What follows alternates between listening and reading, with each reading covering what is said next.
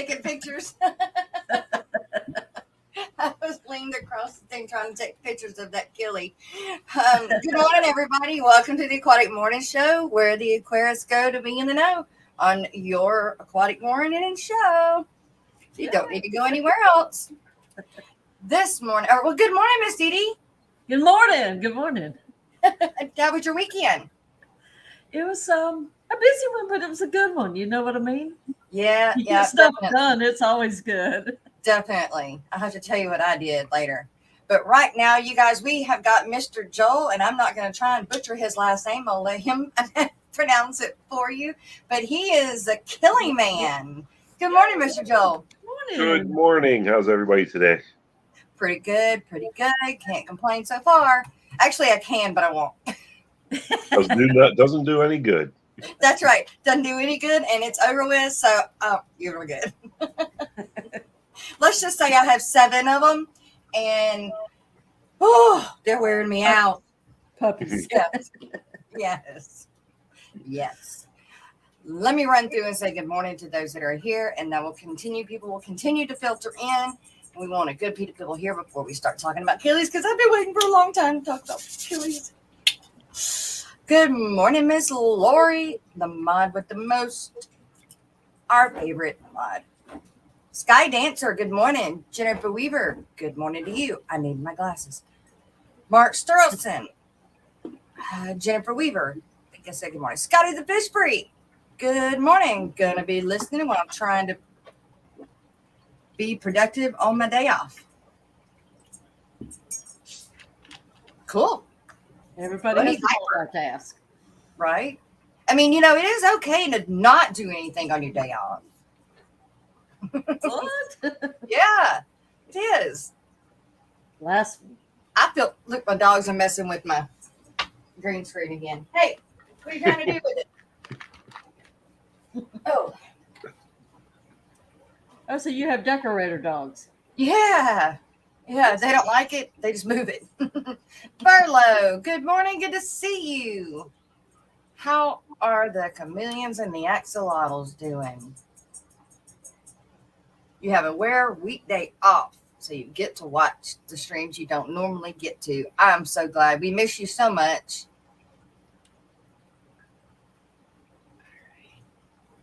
Miss Dee Dee, are you watching? Make sure I don't miss somebody, because I need to go grab my glasses. Mexicali Fish Keeper, good morning.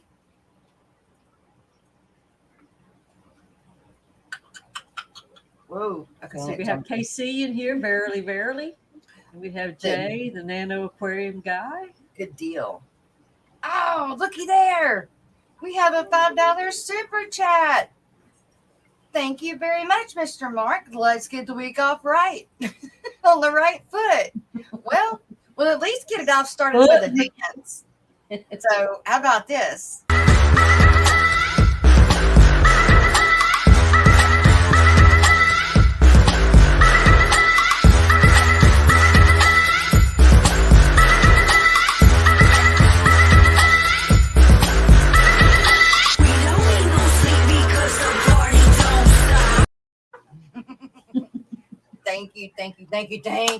Thank you so much, Mark.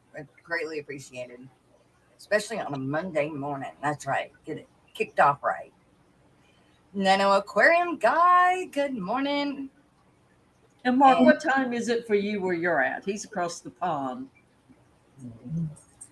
I'm going to grab my glasses. Okay.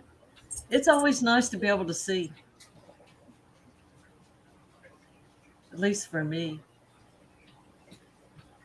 Speaking of, I have to make an eye appointment because I can't see good anymore either. Yeah.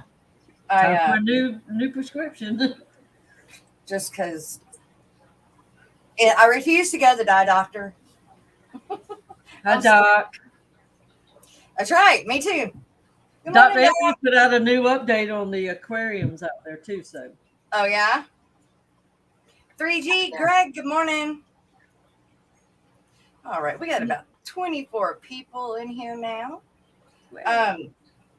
So you guys, me and Mr. Joel, so I had talked to Mr. Joel a while back, and then I completely forgot that I had talked to Mr. Joel. And then I was reminded, hey, you were supposed to talk to me and I didn't. So anyway, we finally got Mr. Joel on, and I have been wanting to get someone on that would talk Killi fish with me because I think they are such a pretty fish that is so underrated. And like, I have so many questions. I almost don't even know where to begin. But I guess, Mr. Joel, let's give an introduction with you. How did you become part of the Killi fish or love Killi fish? Oh, that goes way back to when I was a kid. Oh, If anybody remembers the old Innis book, Exotic Aquarium Fishes, I think it was called. Yellow cover. In the back, there's a bunch of color plates, and a bunch of the best looking fish in the color plates were Killi fish. So they grabbed my eyes. So I started looking for them, and as you have found out, you can't really find them in local fish stores very often. that's true. So I found an ad in an old tropical fish hobbyist magazine for the American Killifish Association. So I joined, and it's history since then. How long have you been a member of the Killifish Association?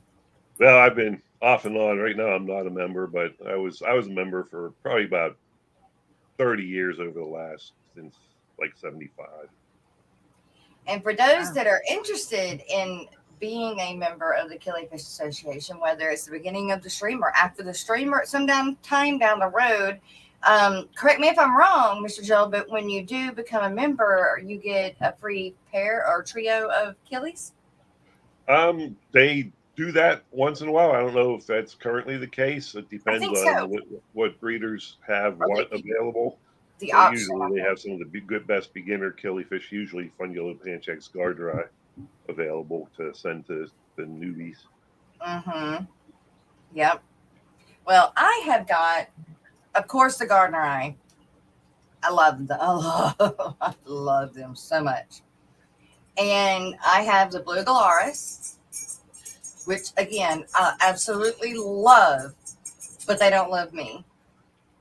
And then I've got the Clown Killis, which I still have yet to have babies.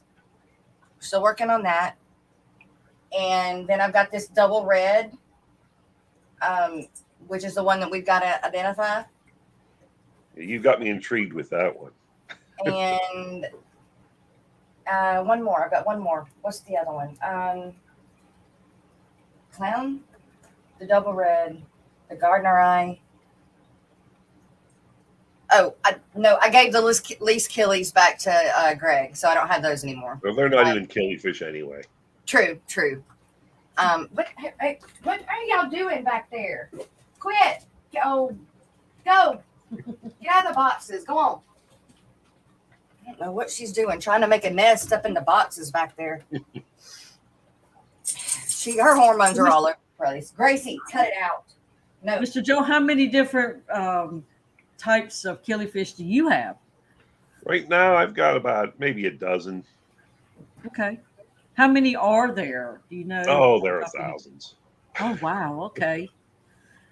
A large family. I think the last time I checked any of the references, it was like 2,200 species. But there are more coming onto the scene every day. Yeah, I see where I think they've recently found a new pencil fish. I mean, it's just amazing how you keep finding new stuff, everywhere. Yeah, some of these areas aren't very readily accessible, so first time somebody goes in there, you might find something new. I'm trying Have to you ever been out collecting yourself, or you always just order yours? Pardon me? Have you ever gone collecting for yours before? Once way back in the mid '80s when I was at AKA convention in New Jersey, collected some native killies along the Jersey shore. Oh, okay. Cool. Yeah, they're found all over the world, pretty much, except Australia. Australia, they've been replaced by rainbow fish. Yes, those are very big time. Very closely related. Scotty the Fish Freak. What's a double red? Okay, That's what we're trying to determine, Scotty. yes. I know Scotty very well. When I bought my gardener eye, the guy sent me these eggs for these double reds, and they're orange, but they've got a black stripe that goes down the side of their body. But I have pictures. They're probably not the best, but I do have some now. So give me just a minute, and I'll pull them up, and we will maybe I get it identified.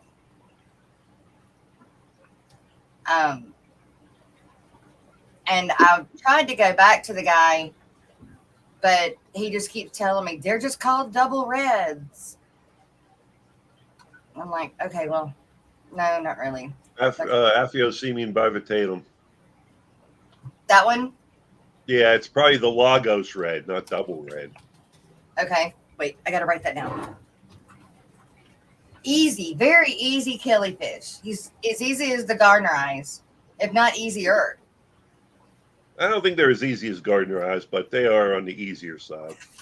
Maybe they're easy for me. Easy to keep, not too easy to breed. They lay their eggs on the mops. I've had them hatch in the tank, but they lay there, and then I pull the eggs, and the eggs hatch just like my gardener eyes do. I don't have to dry them out or anything. My blue galaris are the ones I have the problem with. Okay, what did you say it's called? That's Aphyosemium. I think it's bivitatum. It's either bivitatum or bitaniatum. Bivitattum.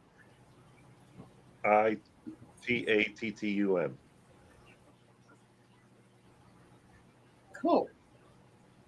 Awesome. Mr. Joe, you had told me earlier that North Carolina does have a killifish club. Do most states have one? There's about 20 of the local clubs around the country. I know there's some in like St. Louis and Michigan. We have our own local club here in Pennsylvania. It covers most of the Mid-Atlantic states and Mid-Atlantic Killifish Association. There's a New England club. There's a couple California clubs. I know there's one in Oregon. There's a few out there. There's one in Texas, Taco. Texas Area Killifish Organization. That's not a bad picture there. Texas Native Aquatic said they just had the Gulf killifish spawn. They're producing about 20 eggs a day. Only one fry so far. Really? Mm-hmm. What's a Gulf killifish? That's a good question. Okay, hang on. Sounds like a fundulus of some sort. I think we talked about this the other day. What it was. Let's see. Stop this one and look at this one. With Missy Callie? Yeah. Images. Alshon says there's one that meets in New Jersey, MAKA. Yeah, Maka. There's a Long Island group. Yep. Gina's Reef, good morning, and Select Pet, good morning to you. This is the Gulf killifish, what it looks like. So it looks like I hate to say it this way, it looks like a native fish. It looks like it's not near as colorful as a lot of the others. And yet, no. very much sought after by the people in Europe. Really? They remind me of like the colors on the Medaka rice fish almost. It's one of the largest killifish. Really? How big does it get? Well, look at the size of that guy's hand on that What's the second species one. name? I can't see what the species name is. It's a fundulus what? Let me find one. Oh, Fundulus grandis. Is it grandis? Uh-huh. Yeah, Yes. grandis will get like 6-7 inches. Woo! Wow. Yes, that is big. Oh, Lord. You got rainwater, African, marsh, Florida, small, banded, striped.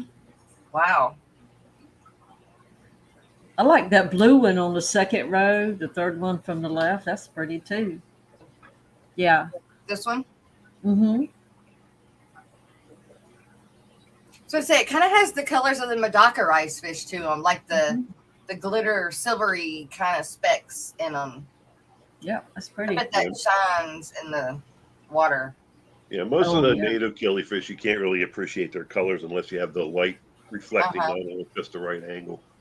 Yeah. You know, I hadn't even thought about it, only because I feel like they're so not fragile, but maybe the eggs are, and really in actuality they're not. It just depends on the drying period if they have to be dried out. But putting them in a tub outside, I haven't thought about that. Yeah, good So tub fish. he collected the parents about a mile from his house. So Really, I had who gotten a knows? Like it. Killi. We didn't know it was I knew it was some kind of Killi once it was fully grown, and it was a female, so it was it was kind of hard to tell what it was, but it came from my where I get my aquatic plants from, and apparently when it rained and we had that big 100-year, 500-year flood or whatever, it had gotten into some of their big round water troughs that they keep their lilies in. Their big potted lilies, lotuses, and apparently it came home with me as a tiny baby or an egg, and I had it for a little while, but then I didn't know what it was, so I didn't know how to get another, a male or another female, more of them. And then come to find out they came from that little slough or little ditch, river, whatever that goes behind the place I buy the plants from. So I thought that was pretty cool, but I didn't learn that until after I'd already gotten rid of her. Hitchhikers are so much fun. Surprise, we're here. So Hitchhikers and contaminants. You can sometimes find some killifish as contaminants in like feeder guppy I tanks. thought it was a mosquito fish for the longest time, but she kind of just kept getting bigger and bigger, and she kind of had the paddle fins going on, and I'm like, that's not a mosquito fish. So, well, you said you've got how many Killis right now? I got about a dozen different kinds. What are some of them? Well, I do have the orange lyre-tail killi, which you see pictured behind me here. I have some of those. I've got some blue galaris. I've got some clown killies. I've got a few other species that are a little rarer, like Fundulopanchax gulaire, Fundulopanchax meai. I've got, let's see, I got some Procatopus similis, Aphyosemian gabonense. I've got some Fundulopanchax walkeri. Wow. I've got Pachypanchax playfairi. I've got Aphyosemian celiae and Aphyosemian exogoidium. It's just off the Wow. Yeah, most of that is just kind of like foreign language, but And most of them don't have the common names. You got the clown killies, which are Pseudepiplatus annulatus. And you got the orange lyre-tail killi, Aphyosemian australe, and blue galaris, which is Fundulopanchax shostedi. But for the most part, your killifish do not have common names. I wonder why that is. Because they're not very common. If you don't see them in the stores, they're not going to get tagged with a name. Probably. And the only ones that you see in the store are, especially around here, are only going to be the Golden Wonder, which they started bringing in, and the least killies also. Which aren't even killifish. So. Right. Let's see. I wanted to show your. How hard is it to breed or to raise? It's not so much where I find it's hard to breed them and get the eggs. It's hard to hatch the eggs. Sometimes. And that's where my difficulties are coming in at. But this is the orange leer tail that you have. Yep. And how easy would you say it is to breed them? Actually, they're like considered very easy throughout Really? the hobby. One of the things I've found out is they like their water a little warmer than other Killies, like upper Oh. 70s. I was keeping them for the longest time, and I couldn't get them to lay very many eggs, and I was keeping them around 72, 74. But when I raised the temperature up to about 78, I started getting lots of eggs. So that was the key for those for me. Ooh, I would like to get some eggs from you. That would be awesome. Or some trio or something. Those are nice. I like them. Of course, I like Killis. They're very flashy fish. They really are. They're just not seen. And I don't really, I guess it's just because not many people own them, or they just never took off like the guppies did. Or what would you say, Mr. Joel? Well, I think the biggest problem is you got to breed them over the long term. They'll lay a few eggs a day, as opposed to like some cichlids that'll lay 300-400 eggs at a time. You have a large group of them coming up at one time. It's a lot easier to take care of the fry and grow them up.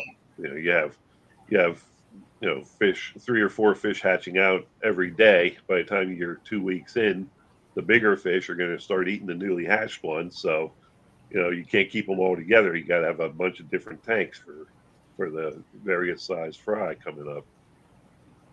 True. Very true. Which is why fish farmers don't try to deal with most of them. Okay. But if you weren't trying to raise them, if you had a whole bunch of different types, that'd be a beautiful tank. Yeah. I've got the blue galaris. I got a male tank, and I've got a lot of the blue galaris and the Gardneri together. I do have one of those little. I'm gonna have to figure out something else to call him other than a double reds. Vietanium. Vitaniatum? Vitaniatum. Like pretend I ate him. To remember that way. Pretend I ate him. Vietanium. I'm gonna call them the Vivas. How about that? Most people just refer to the whole group as bivs, the Bivitatum group. Bivs? A biv type, yeah. Is it because they're smaller, or because of the leer tail, or? They used to just be Bivitatum with collecting location attached to it. There used to be Bivitatum Ijibu Ode, Bivitatum Lagos, and all these other kinds. And a lot of times when you do see killifish in like a fish auction or something, they'll have a location code attached to them, and it's important to keep that code associated with the fish, because at some point it's more than likely going to be described as its own species, or at least a subspecies of the fish. Okay, so when I got my Gardneris, it wasn't just the Gardneri Panchex Gardneri, it was the Panchex Gardneri's P82s. Yeah, P82s. So what does that P82 mean? That's just a location. Usually, depending on who's doing the collecting, the code means something different. A lot of times you'll just see collector's initials with like if you have like a 03/95, it would be like the third collecting location in the 1995 collecting trip, something like that. Or sometimes you'll just see the name of the location itself, like some little town, like there's a Packy Panchex Secaramii, and you'll see Joffreyville. It's the only place it's ever been collected is in Joffreyville over in Africa. So you'll just see Joffreyville as the collection location. Wow. What is the Skilli? Panchex Skilli? What? I know. the Panchex. right there. What? Oh, are you talking about what Native is talking about? Yes, the food Oh, there fundalo. you go. Okay, good. Yeah, Killi. those are both good beginners fish. Fundula panchax garden eye, depending on what location it is, and Fundula panchax shield eye. There you go. Chili. If you go to the Triple Crown convention, which is coming up next week, you can join the AKA and get a free pair. That's what you were talking about before when we started. Get a free pair of Killis when you join the AKA. Awesome. And they try to get beginners level Killis like the Gardner Eye and the Shield Eye, and just to get people started in a good way. So they don't get frustrated with their killifish right off the bat. That's nice. And Texas donated 10 of each species and 20 pairs. So That's crazy. Wow. Awesome. nice. I want to see the pictures of those. I want to see what those look like. Okay, so they're not, they look a lot like the Gardner Eye, just the lighter, maybe? Let's see. They don't have the extensions on the fins that the Gardner Eye get. Okay.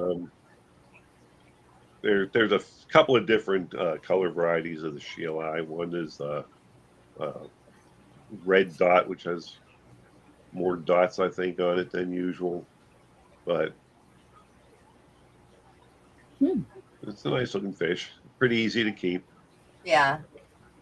I think I like the Gardner Eye better because of I don't know, there's just more colors on them. Yeah, the extensions on the tail get a Yeah. little bit nicer on the Gardner Eye, little extensions. I've seen some Gardner Eye that have had extensions a good 1/2 inch to 3/4 of an inch long. Definitely. Keep them in a tank by themselves, they'll grow. Yes. If you don't, they get nipped. Jess is all about the flowy. Definitely. I love some spinach.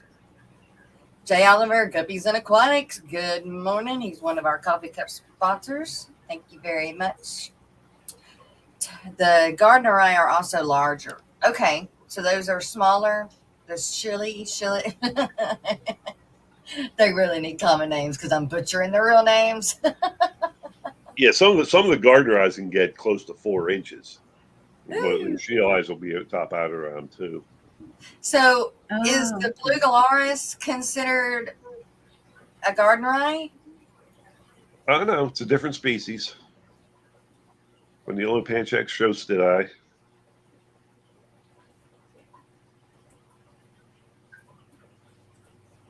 It's the emblem fish for the AKA. There you go. Wow, what is that? That's a blue Galaris. That first one? Yep, I guess that's it a blue is. Galaris. Wow, There's a few different strains of blue Galaris out there now. I don't know which one that is. that's amazing. I have that one. Okay, so yeah, big difference. Hopefully, if you keep them in a big enough tank. A lot of times you'll see blue Galaris that are stunted. A good blue Galaris will get up to like 5 to 6 inches. But a lot of people raise them, they crowd them, and they're stunted when you get them. It really shouldn't have a good male blue Galaris shouldn't have much color on it until it's at least 3 inches long. Yeah.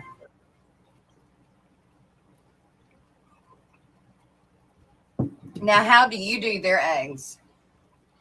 I've found I've tried some different things, and over the last 6 months or so, I've been doing things a little different. You know, there's a lot of times people say boil your peat moss, but my wife frowns upon that. Peat moss in the pots and pans.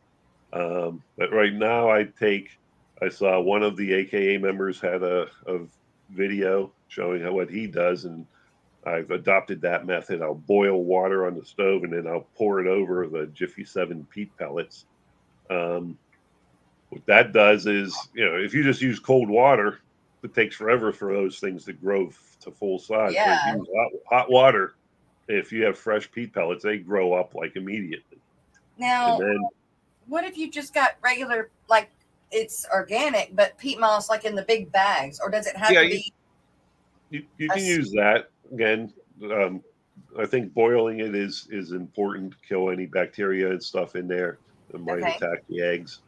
What I'll do is I pour the water over the Jiffy peat pellets. And once they're grown and cool off a little bit, I'll squeeze them out and break it up into a plastic bag. And if I'm doing something like blue gularis, I'll spawn those over bottom spawning mops.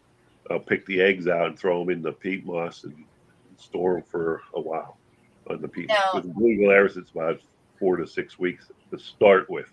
Yeah. That's going to depend. That's with blue gularis is a very interesting fish because that's going to depend on how old your breeders are. Younger fish will lay a ton of eggs. A lot of them will be infertile, Mhm. and typically the incubation time is longer for them.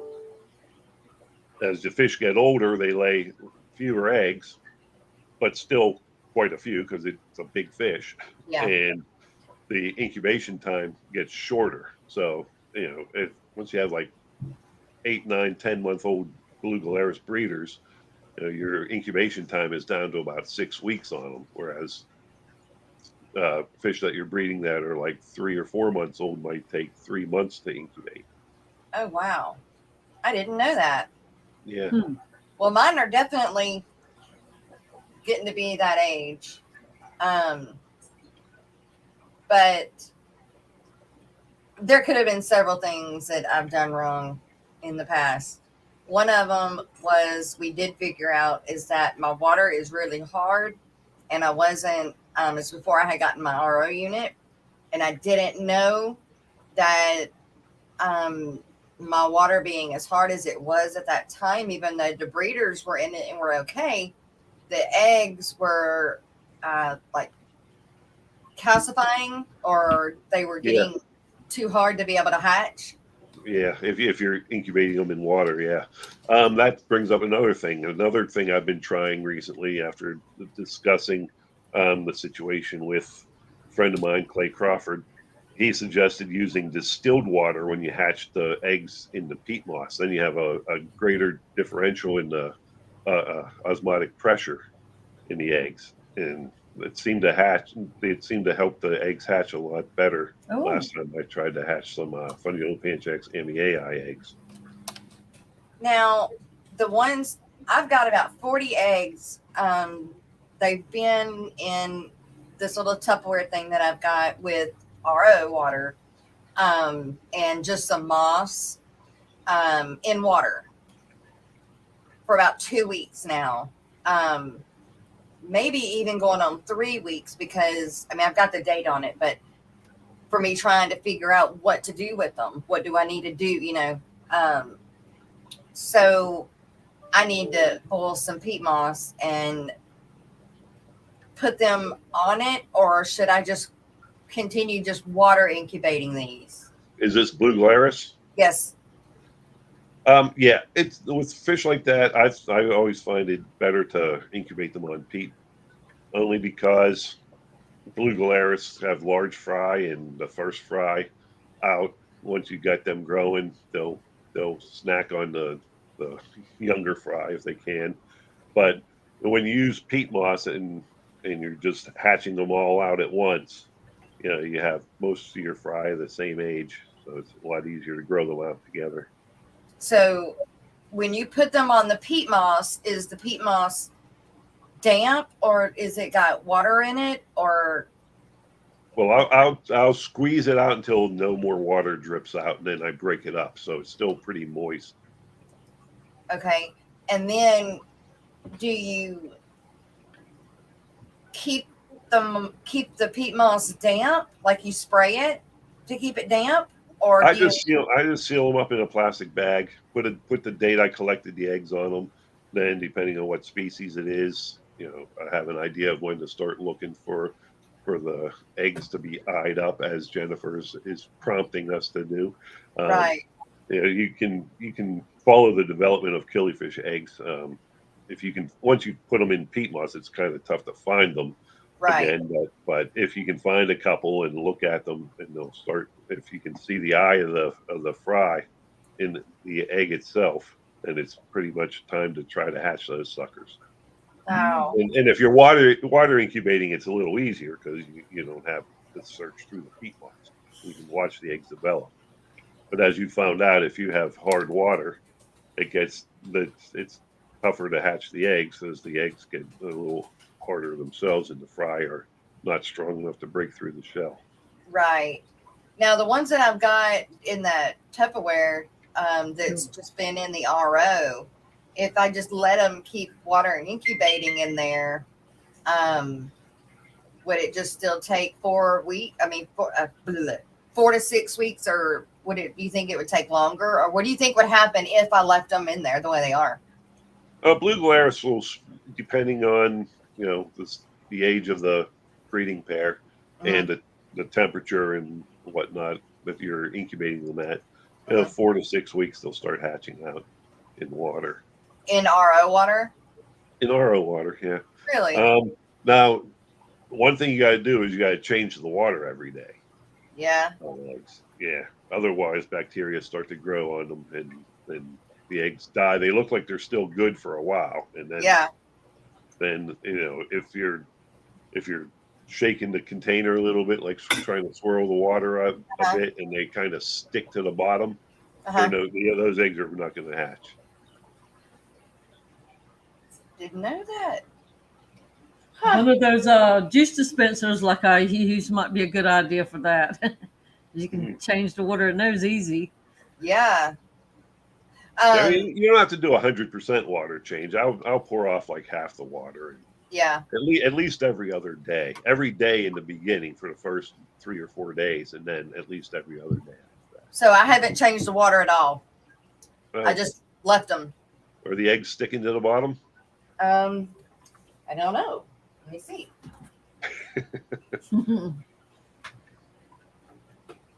Yeah, once Our mystery may have just been solved. Yeah. Right?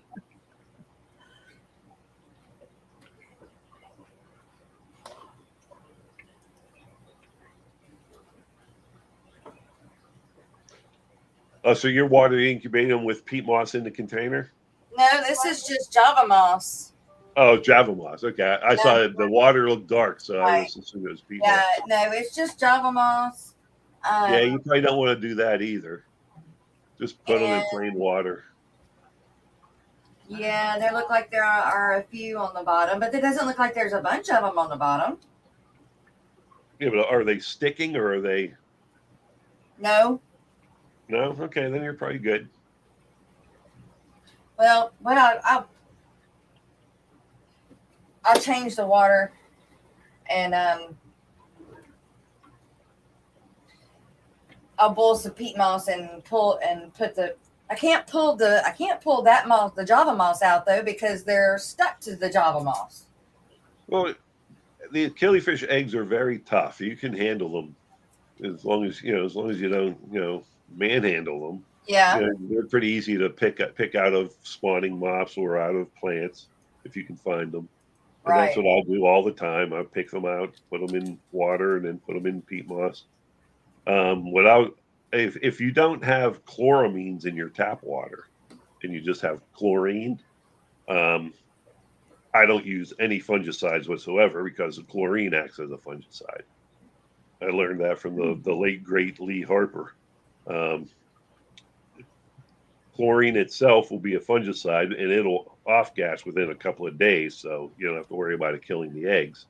But it will kill, it'll kind of sterilize the container for you. So, I don't know. If you have chloramines, then that's a different story. You can't do that. I don't know. Actually, I can find out because Stephen P. did a water analysis on my water, and I don't remember looking at that part, but he may have had that written down. I know I've got chlorine, but I just treat it. I don't know if I have chloramine, but I thought if you had chlorine, you had chloramine. Not necessarily. Oh.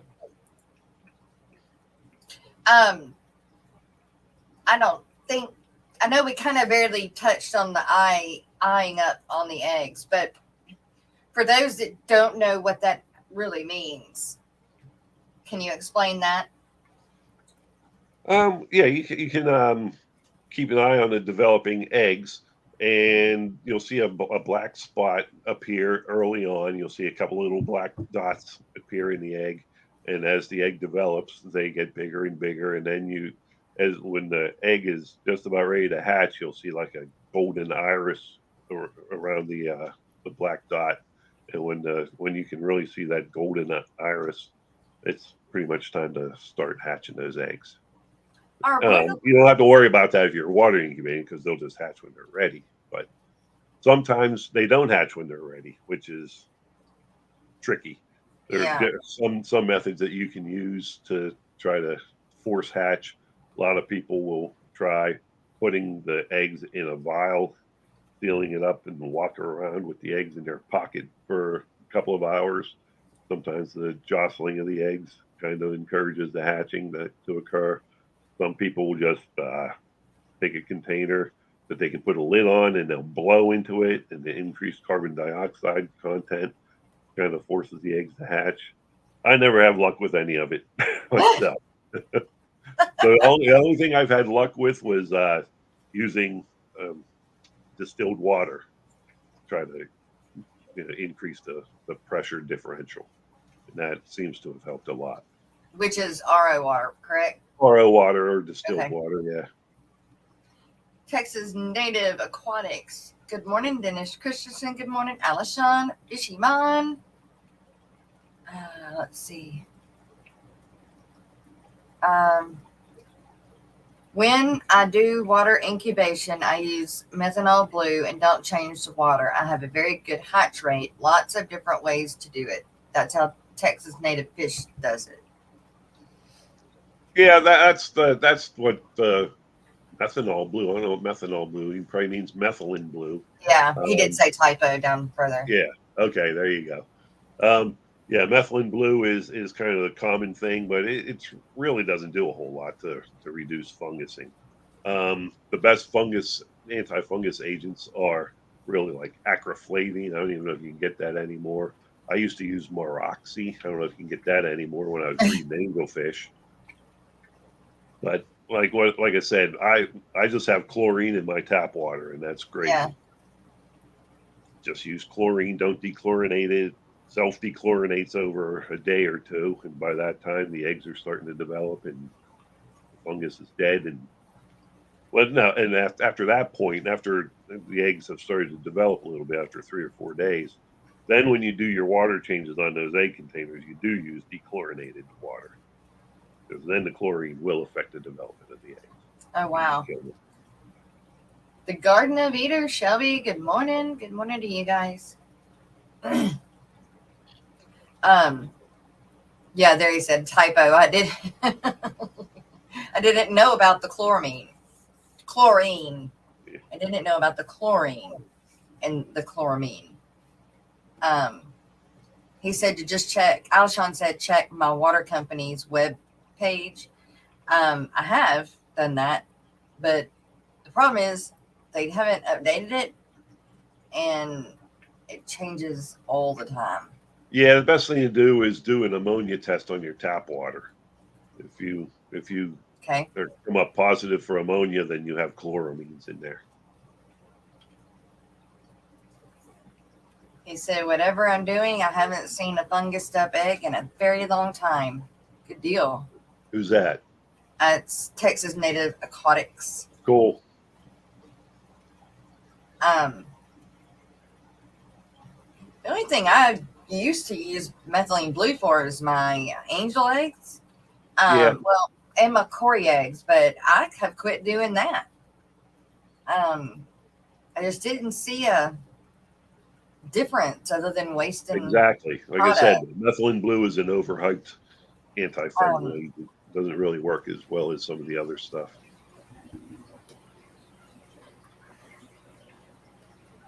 Yeah, that's been my what I've learned, or what has happened with me with methylene blue. It just didn't. Yeah, all it does is color your stuff up. Yes. Colors your stuff blue. Yes. Eduardo, good morning. Yeah, I mean, it's like I wanted it. I really, really wanted it to. I think I wanted it to, but I don't know. It just didn't. I I really haven't had it do anything that I thought it would do. But anyway,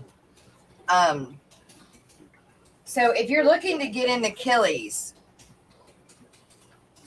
the easiest one to raise, say you're just gonna buy some, you just want them to put it in your tank that's going to get along with other things in your tank, a community tank maybe. What would you choose? Oh, well, first getting into Killies, the easiest one to obtain and keep and breed is, of course, the Golden Wonder. That's and it gets good size, so you don't have to worry about losing the fish in the plants or whatever. They'll get like 3.5, 4 inches long for a good sized male, and they'll lay a lot of eggs. The eggs develop pretty quickly, like 10 days. There's like a 10-day incubation period on those. They'll start to hatch out. They'll be able to be kept in a wide range of aquarium conditions as far as pH and hardness. And there you go. And if you can't find the golden, go ahead. Petco actually had some of these the other day. Yeah, that's the thing. You can get them at Petco or PetSmart, and most of your LFSs, they're around, and usually you can get them from 1 to 3 inches, depending on time of year and their availability. But it's also a very attractive golden yellow fish with a little bit of orange on the tail. I wasn't when I seen them, I didn't realize they were really as pretty as they were. They're like a gold almost. Yeah, and a lot of times when you see them in the stores too, especially in your Petcos and PetSmarts, they're really faded out, really washed out. But once you get them into a tank where they're comfortable, they'll color up nice. Yeah, and I think I will probably end up with some of those as well. I really ended up liking them when I seen them. And of course, that's just a color variety of the Aplocarpus lineatus, sparkling panchax, I think it's called sometimes, which has got a lot more red in it. So, I mean, the normal wild form is also a very pretty fish. So there's more variety of the Golden Wonder Killi? Yeah, of Aplocarpus lineatus, yeah.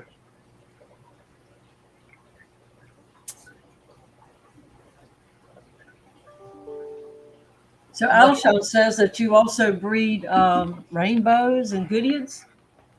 I do. I try. How many tanks do you have? How many tanks? I got about 40, 45 now. Really? Yeah. Do you have a like a basement or like a fish room or? Yeah, I got a fish room in my basement, a little partitioned off area. Nice. Cool. At the moment, it's in a state of upheaval. Right. Reorganizing things, but I'll get back in shape there. In a little while. What is that one? That's another bivitatum type. You should have a species name there somewhere. Is that maybe a Poliaci, maybe, or? It's over there by the arrow, isn't it? Right here, Apia. Let's see what it does. Okay, here we go. It did it move? No, it didn't. Let me show you this.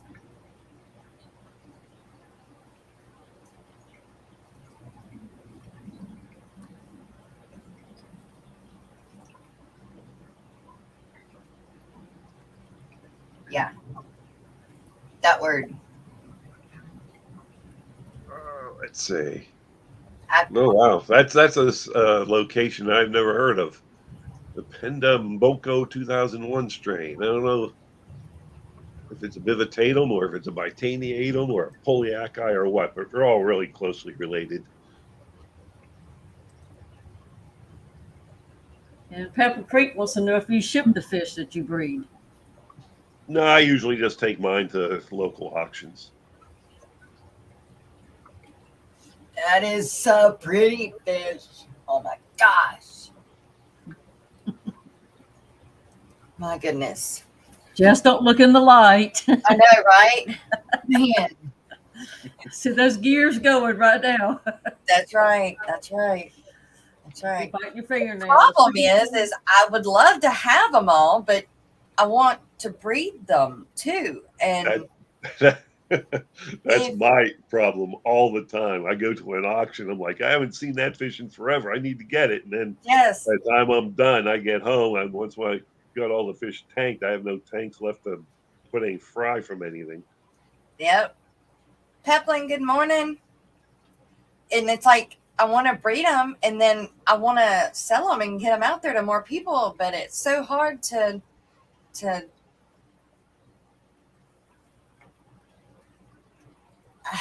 I don't know. Joe, will you be bringing anything to the class with you?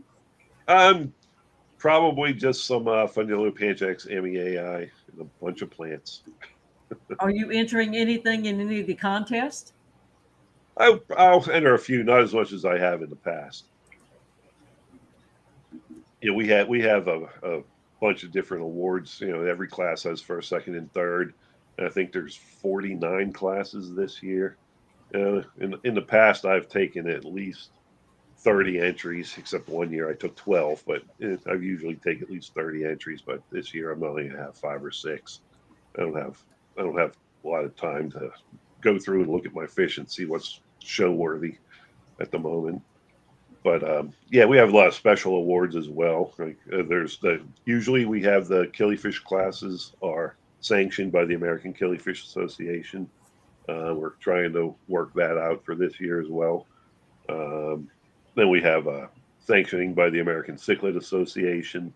And we have the Best Cichlid Award, Best Killifish Award. Of course, there's Best CARES species. CARES is a program that is focusing on preservation of certain species that are in the hobby but are at risk in the wild, various levels of risk in the wild, either endangered or critically endangered, or maybe some of them are even extinct in the wild and only being kept by a few people in the aquarium hobby at the moment. Now, are those just killies, or are these? No, that's all types of fish. Oh, okay. Killis, rainbow fish, lots of cichlids are on the CARES list. There are a bunch of live bears, especially the Goodeids that he was prompting about. I think currently there's 45 recognized species of Goodeids, and like 39 of them are on the CARES list. So they're really bad situation for most of the Goodeids. And a lot of their Caeciliid type live bears, like your swordtails and different. There's more different types of swordtails than just the common ones that you see in the stores with the Zophophorus helleri and all the different color strains that they have nowadays. Yes, Greg opened my eyes on the swordtails too. Zophophorus culmini, and Zophophorus Montezuma, and a bunch of others that are out there that are on the CARES list. Wow. So we have a Best CARES species entry for the show, Best CARES Award. And then, of course, there's a Reserve of Show and a Best of Show. And we also have a competition between clubs and a competition between individuals called the Keystone Challenge. And my local club, the Aquarium Club of Lancaster County, provides a cash award for the person that has the most show points for the individual challenge and the most points accumulated from all members of your club. Whatever club has the most, we donate $300 to that club. Oh, wow. Whatever they want. So the individual award's $150 and the club award is $300. Wow. So is it like a competition that you put together, or is this? Yeah. First place you get 10 points. Second place 5 points. Third place entries you get 3 points, and then non-placing entries you get 1 point. And then you get extra points if you have the best cichlid or best killifish, and reserve of show, things like that. And whoever has the most total points is the champion. I'm the reigning champion. All right, No. congratulations. We got a question from Miss Shelby from the Garden of Eden. She says, I have, oh, good grief, Epilatus dengete, Firemouth firemouth killifish. She says she's got two of them. Two females, one male, to a 10-gallon tank. Tons of moss and a spawning mop in there, and they don't seem to be laying eggs. Any tips? Actually, it's probably a tank that's probably a little bit too big for that. I might want to get down to a 5-gallon tank. They're probably laying eggs in there, unless the tank is really well planted. The moss is taken over. There's probably not enough hiding places in that tank for the fry to hide. One of the things that I like to do is, under gravel filters are so underrated, but they are great for breeding certain types of killifish. Not necessarily the Epiplatus degei, but your gardener eyes and some of the other fungulopanchax like walker eye and osiri, things like that. Have an under gravel filter in a 5-gallon tank with smallish gravel. Have some. I will usually put plant some water sprite in the tank, and then whatever plantlets from the water sprite come off the leaves and float at the top. The fish lay their eggs in the gravel. The under gravel filter provides nice oxygenation for those eggs. So the eggs don't fungus and they have a constant flow of water over them, keeping them oxygenated. The fry hatch gets sucked under the under gravel filter and shot up the lift tube and right into the plant where they're hiding. And they see where they're going to find lots of little microorganisms to feed on until you notice them and start fishing them out. Wow. That's a great way to breed your fungulopanchax types. The smaller fungulopanchax. It's probably not going to work for blue galaris and some of the bigger ones, but smaller ones like your gardener eyes and walker eyes, filamentosum, things like that, works very well.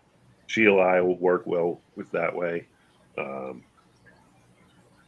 This is the one that she's talking about. Yeah, that's the red chin panchax, sometimes called the fire chin panchax. It's got some other common names just because of the orange under the chin there. Right. Yeah, it's actually a very easy fish to keep and breed. The fry are pretty small. They do have pretty small eggs. The fry will be able to take baby brine shrimp in the beginning. That's usually the best food is newly hatched brine shrimp for your killifish eggs. Most of them are big enough to take that. Things like your clown killies got really tiny fry. They'll eat little microorganisms and like with the degei and the clown killies, if you have a really, really well packed tank with plants, usually you'll see some fry coming up because they've been feeding on the microorganisms in there. They hide in the plants, and as long as you keep the fish well fed, they don't touch the fry. Maybe I just need to add a lot more plants. I mean, for the clown killies, yeah, I've got one trio, and then I've got a pair, and I've had them now for several months, and they're full grown, but I have yet to see fry. And make sure you have a lot of plants floating on top. Whether don't take duckweed, but things like frog bit or water sprite. Excuse me. Those are good things for the fish to hide in, and they'll eat the microorganisms that are making the plants their homes, and they'll grow up. And you probably won't even notice them unless you're really looking for them, until they're like a half-inch long and they come out searching for food with the adults. Wow. I know Mr.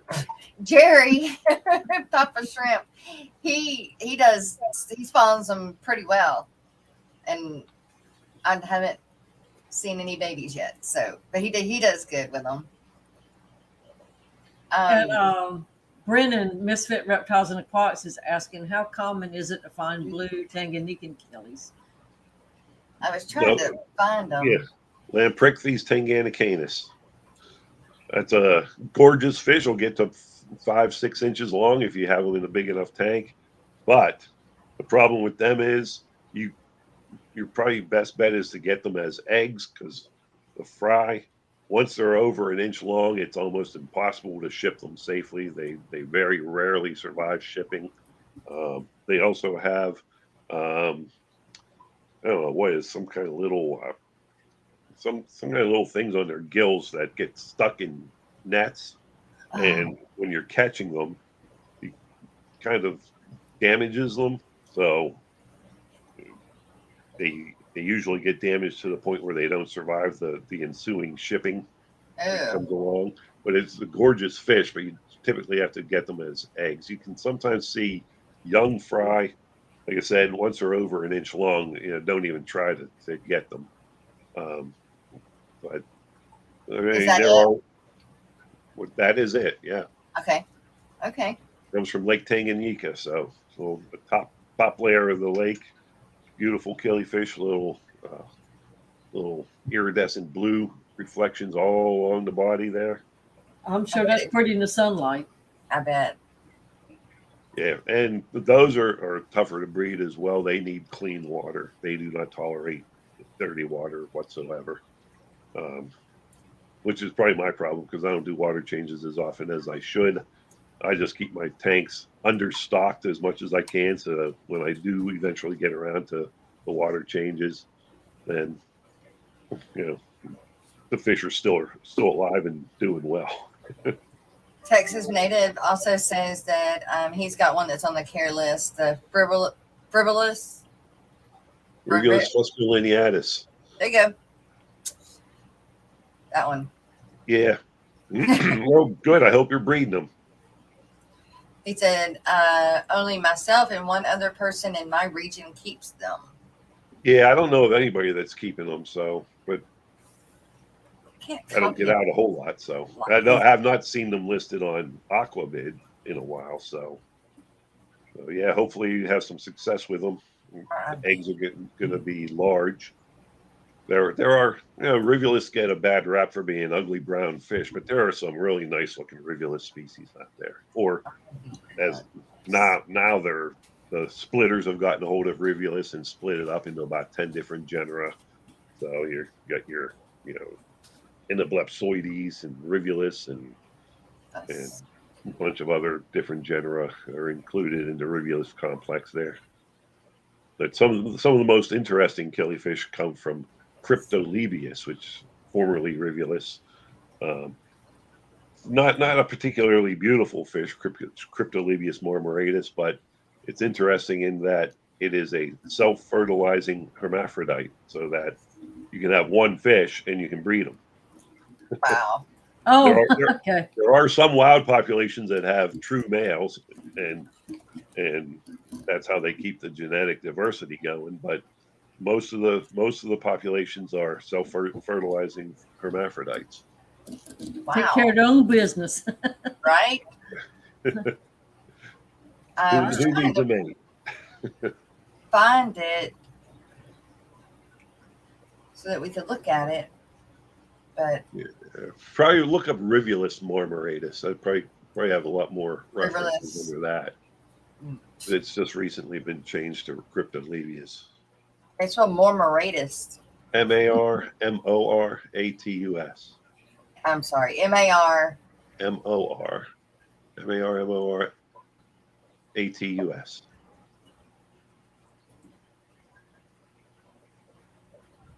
There you go. See, not a Okay. whole lot, not a lot to look at, Right.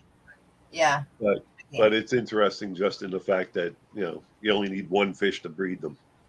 That's crazy. I'm actually picking up some of these on Thursday on my way back from Connecticut. Oh, wow. Somebody was listing them for sale at next week's Triple Crown convention. Uh-huh. So I jumped on them. I've been looking for them for a while. So these are on the cares list? Those are not on the cares These list. aren't. Oh. And there's only like 6 or 7 vertebrate species that are self-fertilizing hermaphrodites. This was the first one that was known to be. And there's a couple other killifish that are all Cryptolebius. And then there's a species of shark that is, and I think there's a lizard.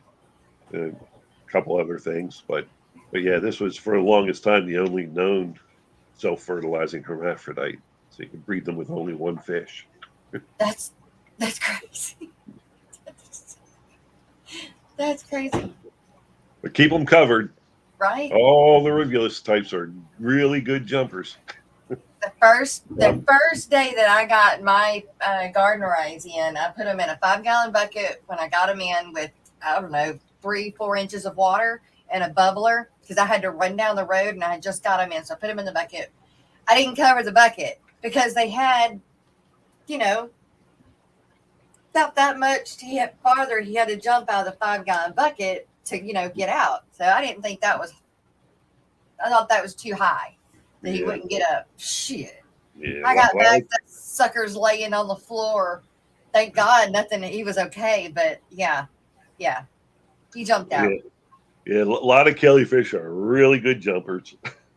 Yes. In fact, one time I was doing a program on killifish at the Greater Pittsburgh Aquarium Society. I'm sure a lot of your people that are looking in know Eric Bodrock. Yep. And I'm doing my spiel on keeping the killifish, and he keeps going, and I'm going, and I'll say something else, and he'll go, and I'll say something else, and he'll go, and I'll be like, what the heck is your problem? He's like, keep them covered. Yeah. Definitely. I usually do well without a cover because I keep a thick layer of plants floating on top, frog bit or salvinia or something, water sprite. But yeah, normally you want to keep them covered because they do jump, especially Rivulus types. I've had Rivulus types jump 10 feet in the air out of a tank. Oh my goodness. Well, you guys, it is time for the mid-morning break. So we're about 10 minutes after the time for the mid-morning break, but we were on a roll, so I didn't want to Told stop. you I like talking Killis. Hey, this is fascinating. It is. I've been wanting to do it for a while. All right, you guys, so you know what it means. We will be right back in about 3 minutes. We're going to go top off our coffee, cappuccino, whatever it is, run to the bathroom, and then we'll be right back. Let's see. Right. We don't have a killifish song yet. Let's see. We'll do the B-roll then. The rainbow. Yeah, he does rainbows. Yeah, we'll do that one. Hey Fish Tube, Steven here.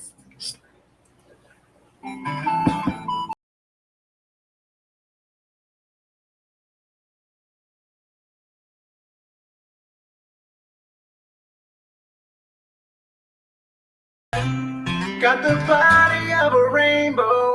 Don't take your picture, spin it on my dough. Got that Christmassy feeling. Yeah, I know what I'm doing. It's an unboxing. Need to get them over to my tank and better lighting. Cause I gotta get the people.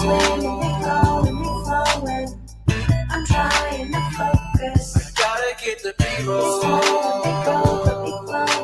Time for a close-up and some more. I gotta get the B-roll. It's really flowing. I'm trying to focus. I gotta get the B-roll. It's really flowing. Time for a close-up and some more. I gotta get the B-roll. Out of all the rainbows, they're the hottest. Liking the way they gonna look when I see them grow. I can't wait for that color. Yeah, gonna go in my 90s, looking awesome and shiny. Now I got them over to my tank and better lighting. Cause I gotta get the B-roll. It's really flowing. I'm trying to focus. I gotta get the B-roll. Time for a close-up and some more. I gotta get the B-roll. It's really flowing. I'm trying to focus. I gotta get the B-roll. Time for a close-up and some more. I gotta get the B-roll. Yeah, my 90's almost stocked up. Gonna get another type of rainbow in a little while. She's got my money declining.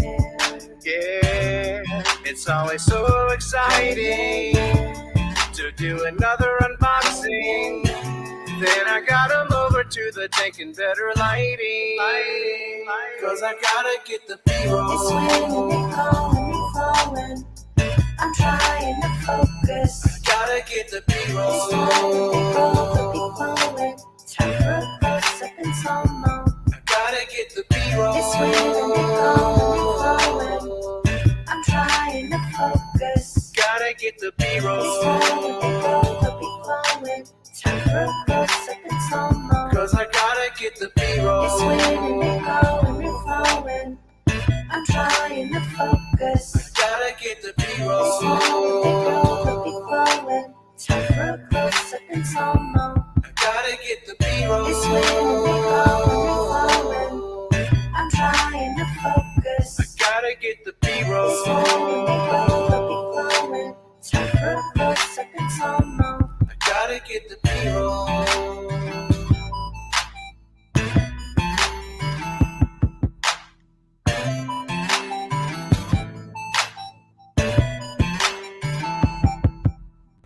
Hi, Fish Fam!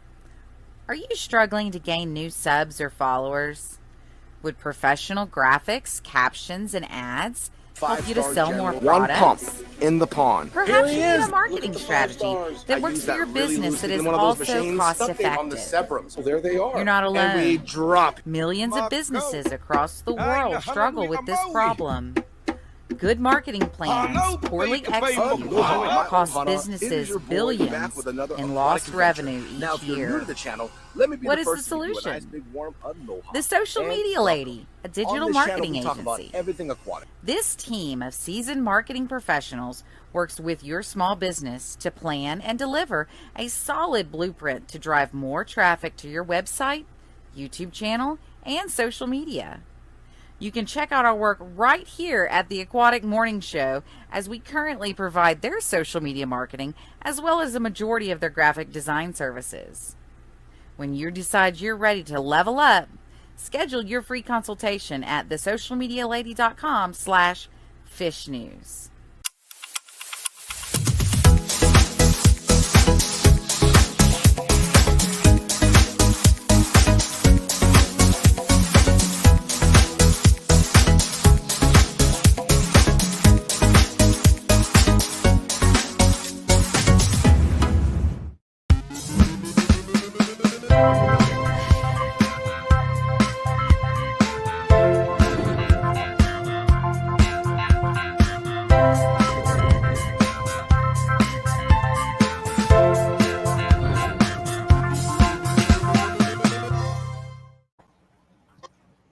All right.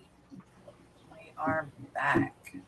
Lady Worship, good morning. Good to see you. Eric Wyrock, what you doing? And I believe your sister's in chat too, Jess. Is she?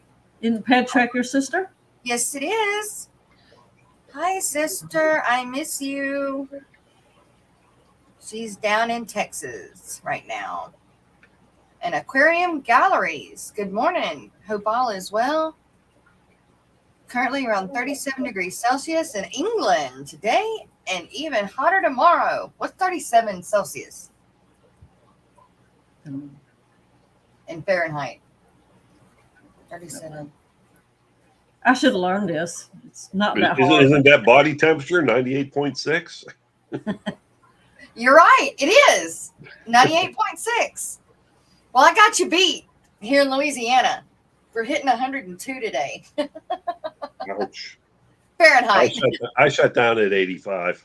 Oh We're my going God. to get it today too. Whew. Yeah. I haven't decided if I'm going out or not. You burn extra gas just driving because it's so hot. Texas Native Fish was saying that he's breeding them. He needs to put more effort into it. They are currently tank breeding right now. And I think he was talking about the ones that you're picking up at the Triple Crown. The brown ones, Mormoratus. Yeah, the Cryptolevius marmoratus. Yes. He said they eat good for a couple of weeks and then stop for a week or so. He says they're strange feeders. The guy that I'm getting them from, they're actually like coastal fish for the most part, and he said, yeah, well, if you're keeping them in pure fresh water, yeah, they'll do that. But if you have salt in the water,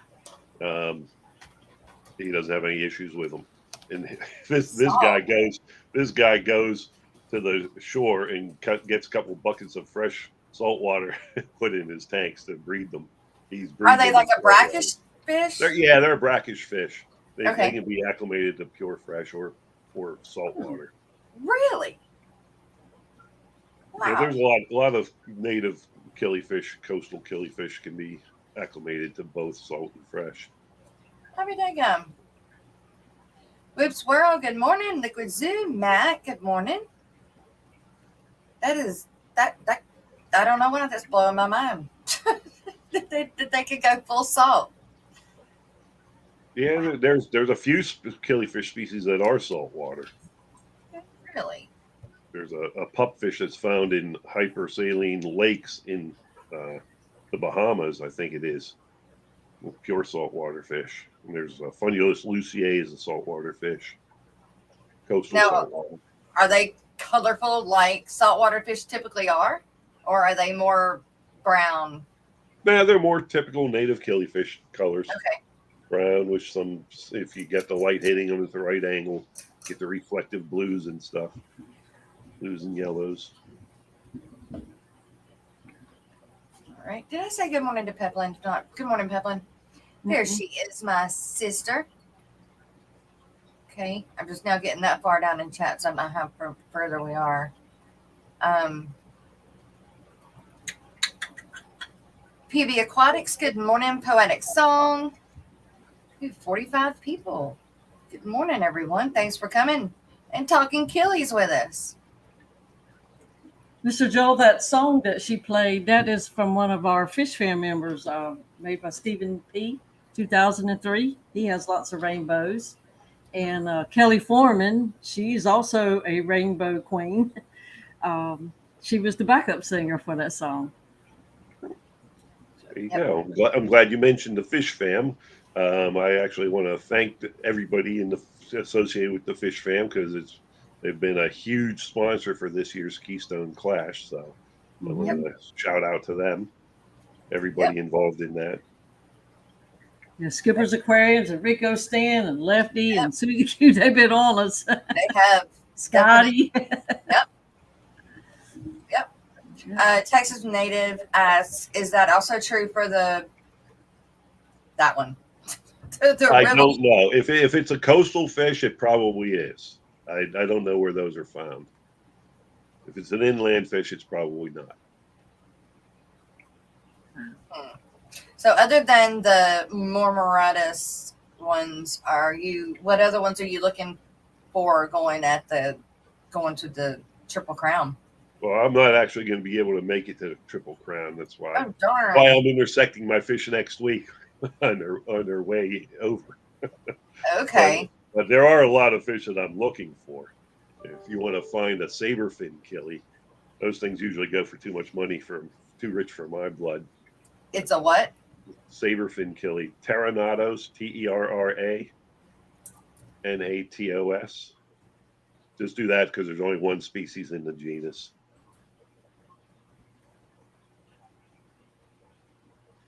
Looks like a little miniature angelfish. It's a killifish. Oh, wow. I mean, really miniature angelfish. They only get like an inch and a quarter. Like that. There you go. Wow. Cool fish. Wow. Oh, nice. Now, where do you get them? Oh, those are a South American fish. I'm not sure exactly where they're from, but yeah, again, these are an annual fish. Most of the species we've been talking about are non-annuals. These are an annual fish, or a lot of annual killifish. And the most common way to get a hold of annual killifish is to buy a bag of eggs. A lot of times you'll see them listed on Aquabid, like a week spawn for so much money. And that's usually the best way to get them. I don't do real well getting eggs. I try to buy my annual killifish in groups Uh-huh. Hopefully I can get like 2 males and 3 or 4 females together, and that's how I've always had the best luck spawning them. These are what are known as a peat diver. You need to have usually you'll put a container of peat moss in the tank for them to dive in and lay their eggs into. Uh-huh. You need about 2 to 3 inches of peat moss in there. I'll use like hurricane lamps, the glass part of the hurricane lamp, things like that. Or ivy bowls are okay, but I like the hurricane lamps because they got the extra height on the glass and it kind of helps to contain the peat moss. What is a hurricane lamp? It's like the glass is it's got like a fishbowl bottom, but it also has an extra portion on the top that's kind of curved outward. You know, like when you get these kerosene those. lamps that you set on your shelves and whatnot. Yeah. They got that. A lot of people get those things with like candles in them. Yeah. You can get them cheap at like Michael's or other craft stores, usually when they have sales. I get them at yard sales for like 50 cents. Yeah, Okay. stuff like that. That was big into crafts back in the day, making coffee table decorations. Scotty the fish flowers freak. in them. We got a running joke in our club that Scotty stops his bidding once it hits double digits. So yes, the saber fins go for a lot more than $10. Usually more than triple digits. That's way out of your range, Scotty. So these are considered that? What's that? You said these are considered what kind of fin? One of the common names you hear is a saber fin Killi. Saber. Just because of the shape of the fins there. But now there are a few other Killies that have similar shaped fins, so it's not really as unique. It was like when that was the only fish that was known that had that type of finnage in the Killi fish world. Wow. It was given that name. But yeah, it's Pteronotus dolichopterus. Another very difficult fish to keep and breed. I've had them before. I killed them within a week. Ooh. Nowadays, you don't see them. If you do see them, last time I saw them at AKA convention, they brought them in with the new and rare fish committee, and I think the cheapest one sold for like $140 for a pair, which is out of my price range. I stop at 100. I stop at 100. Yeah. I mean, I've bought guppies more than that. So. Well, I've been at AKA conventions when fish have sold for like $350 for a pair of fish. So. Woo-wee. So we kind of jumped the gun on this part, but a lot of people don't know that killifish are annual, biannual, and on, I guess. How? Yeah, depending Explain on that. where they're found. Some of the areas that they're found dry up totally in the dry season. You have a rainy season and a dry season. A lot of things like your Nothobranchia species. Those are what are known as plowers. You don't need 2 or 3 inches of peat moss in the tank. You can just have an inch or so, and they just plow in, skim the top of the peat moss and lay their eggs in the dirt there. But in areas where these types of fish are found, the fish are living in temporary pools that dry out completely in the dry season, and the only living remnants of them are the eggs that they've deposited in the soil that are incubating. And when the rainy season comes back and the rains start filling up the pools again, they all hatch out and start developing and growing. And there are some species like Nothobranchus furzeri that have been known to be sexually mature at 2 weeks of age. Wow. When they're 2 weeks old, they're starting to lay eggs. That's fast. That is. Oh, wow. Poetic Song. I picked up 3 Lagos red Killis. Yeah, that's the one you got, I think. Okay. cool. Let me see. I'm gonna Lago. Mr. Joe, how can somebody get up with you if they want to ask you questions or just? Oh no, I'm going into hiding after this. Well, we can hunt you down. We know people now. I'm available on Facebook. I'm the president of the Aquarium Club of Lancaster County. So if you send an email through the Facebook page there, I usually will answer through there. You Okay. can ask questions on the Mid-Atlantic Killifish Organization Facebook page or the ACLC page. I'm usually looking at those pages. So I'm around. I also get around to some of the aquarium societies and talk on different things. I got Killifish program, which is the most commonly asked for program, and I got a rainbow fish program and a program on good aids and a couple others. One on cares fish. That is the exact one I've got. That one. Yeah. The Lagos Red. Yep. So I don't know why he called it double red. I don't either. Maybe confusing it with a cockatoides or something. Pistogramma. Well, there's going to be a whole bunch of us at the Clash this year, so Cool. we'll get Like to meet see you. that. Clash is growing. Yeah. Going to be a major event. That's I great. don't remember what the count is, but I'm going to say it's 30 to 40 at least. Wow. Nice. Then you bring your spouses, so. Yeah. And a lot of spouses know just as much as the person anymore. Because Stephen and Jenna's right in on it too now. Yep. All right. Are you guys ready for a fishery that we haven't had in over a week? We're going to learn us something now. Right? But real quick before we go, Alex is on it. Miss Shelby says, question, any killifish like really warm water, like 80 degrees Fahrenheit? Oh, a lot of your native pup fishes, the cyprinodons, will take higher temperatures.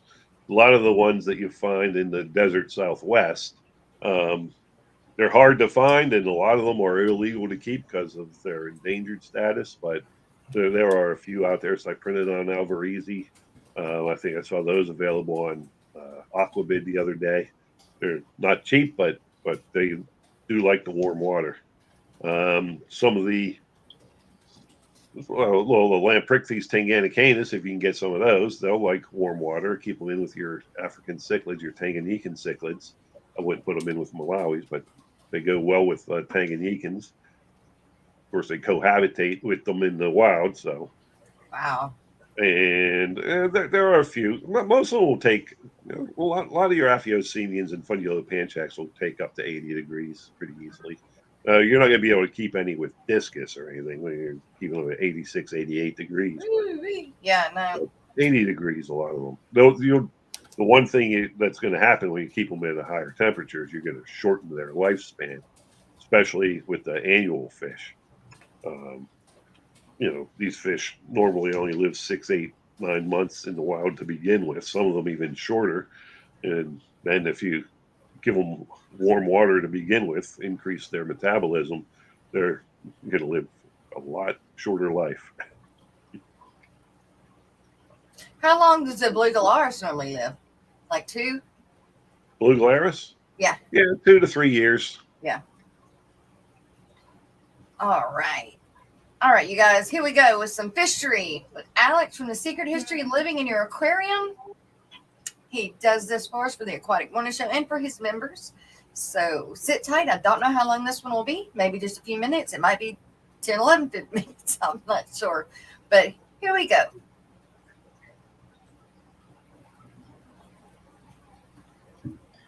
Hey everybody, what's going on? It's Alex Williamson and welcome to Fishery. We are on episode 102 or so, and I hope you guys are having a good week. So we're going to start off with a really cool story that highlights why animals sometimes can be used in really unexpected and creative ways, and why it's so important that animals that we may not think are useful for one reason or another are kept intact in our ecosystems.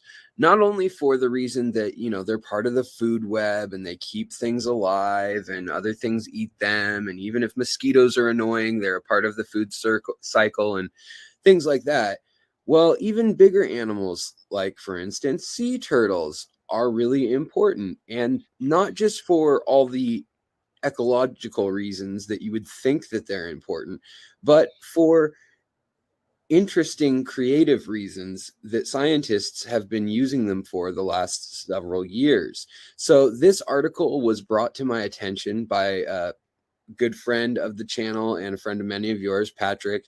And Patrick said that, you know, he sent me this article and said, you got to check this out. So it is reported that out of India and basically the Indian Ocean, so all of the Indian Ocean, all the way from Madagascar to India, Bangladesh, Thailand, Myanmar, Indonesia, the Andaman Islands, anywhere really out there in that huge ocean between Australia and Madagascar.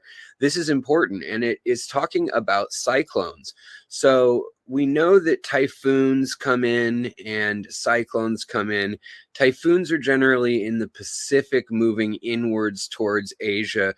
Cyclones are usually coming in south of Taiwan, forming in that Indian Ocean area, and then either coming into India or Africa.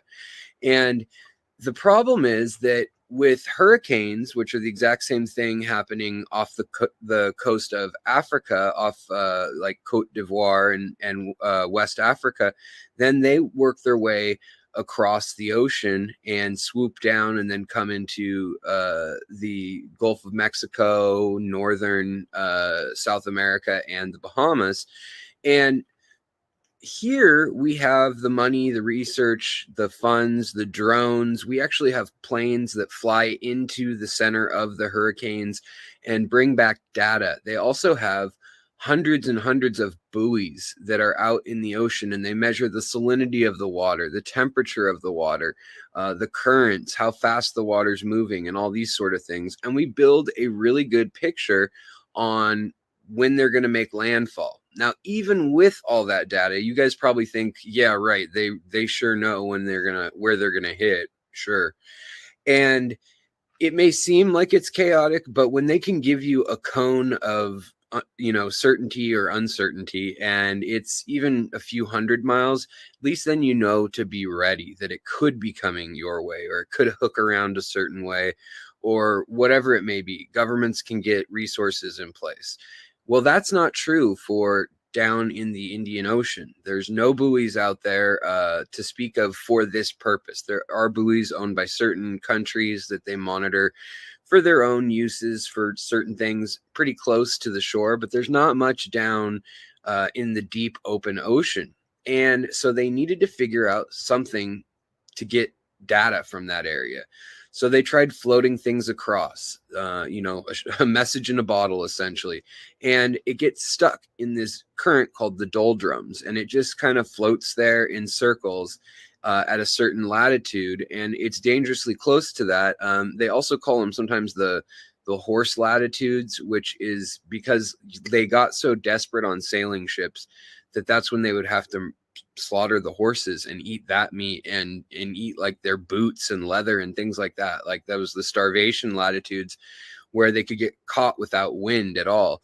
And it's within those latitudes that it's really hard to get data from unless you have a stationary boat or you've got a buoy or an island out there that can feed data back. And then let alone measuring the temperature of the water at real time, sending info back has been really hard.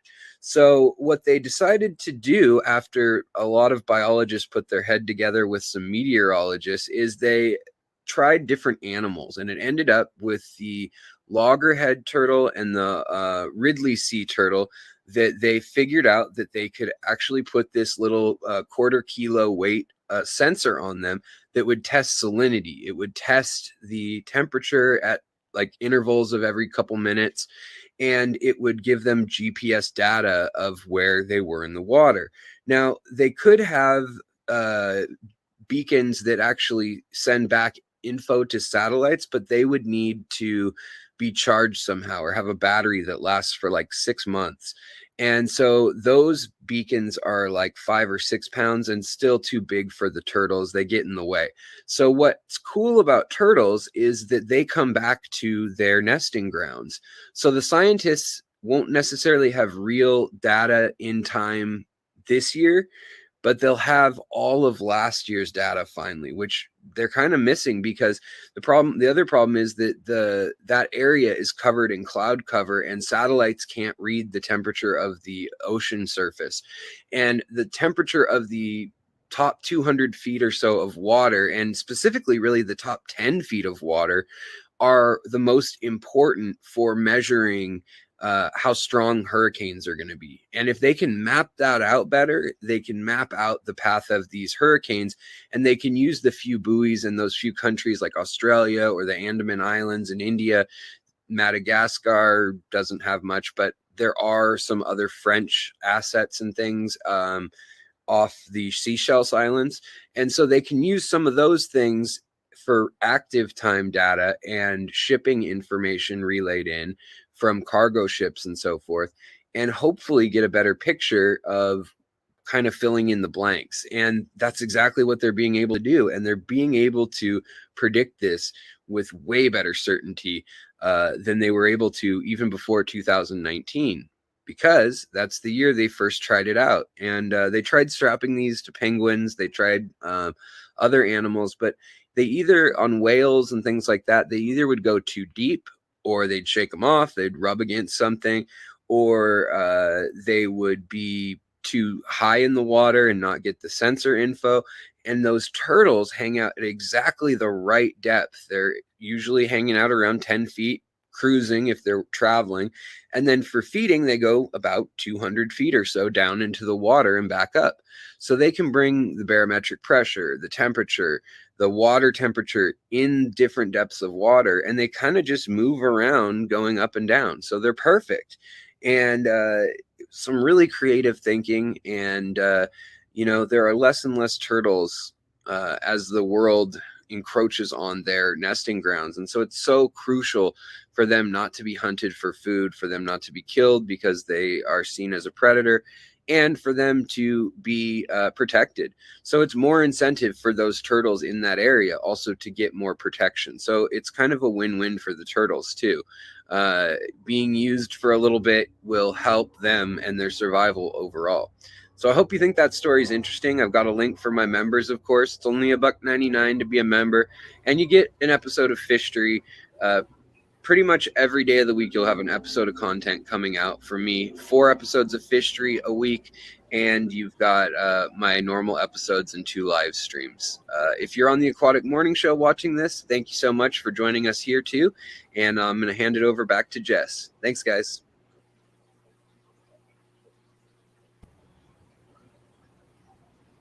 There you go. There's our history lesson for today. Thank you, Alex. Thank you so much. He's usually here in chatter, lurking around somewhere. So He had a rough week last week. yes, he did. And he is definitely thanked for what he does for the morning show. Mm-hmm. I think it would be cool to put one of those tracker things on a killi fish. You can find out how many puddles it flopped to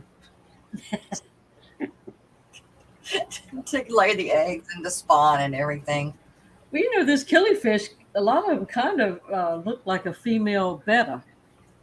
Yeah. Their fins or the moon, the half moons, Yeah. whatever. They kind of look like them a lot. Yeah, some of the Killis do have spectacular finnage for sure. I agree. Well, I really like that one behind you. Well, that's one of the more common ones. You should be able to find that one. Okay. Just like it would be an aquabed or through the Killi Fish Association, or if somebody was like I've put it out there. I have, I've got some gardener eye. I don't have any blue galars yet, but I've got some gardener eye pairs and ready, and I've got some of the logos, whatever's ready. A few pairs of those. I don't have any clown killies, but Papa Shrimp does. So other than, like that, where would somebody go to look for a certain killie if they wanted something outside of the norm like that? I would go to the convention next week. I know, right? Convention. I wish I could make it.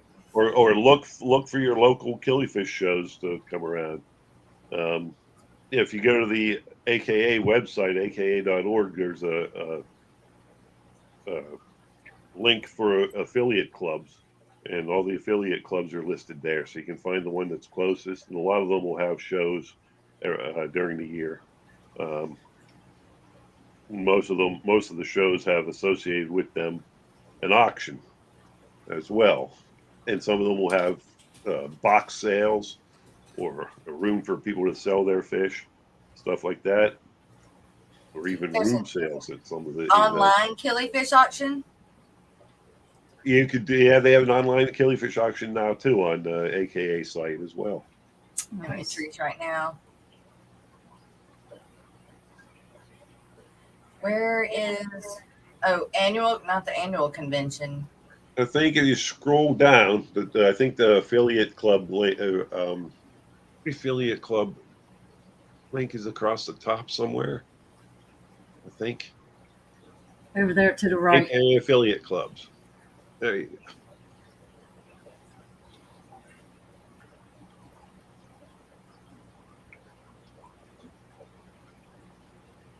There you go. Arizona, the Bay Area killifish, the Carolina killifish, Chicago, Colorado, Columbus, Long Island, Metropolitan Area Killifish Association, Michigan, Mid-Atlantic, Minnesota, Upstate New York, Northwest, Pittsburgh area, St. Louis area, San Diego area, Southern California, Southern New England, Southern Ontario, Suncoast, Texas area, Vancouver, Wisconsin. Yeah, and every year, either the end of October or beginning of November, the Wackos there, Wisconsin Area Killifish Organization, they have an excellent show and auction that they have every year. Oh, cool. That might be the single best place to go to look for killifish if you can get up there. The Wacko. The Wisconsin area. Yep. I don't know if they have anything up for this year yet, but great news from Wacko. Let's see. July 10th, meeting will be held New Berlin. That was 8 days ago. Let me log in. they'll update that for their next meeting. A couple weeks probably. Killifish links. The Mid-Atlantic Killifish Organization will be having a meeting at the Keystone Clash.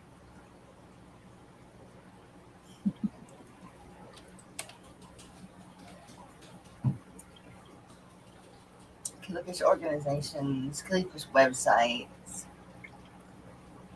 Okay. And then, of course, Aquabid is another place. You can always go to Aquabid and get just about anything. And then your local general aquarium clubs never know what's going to show up in those auctions.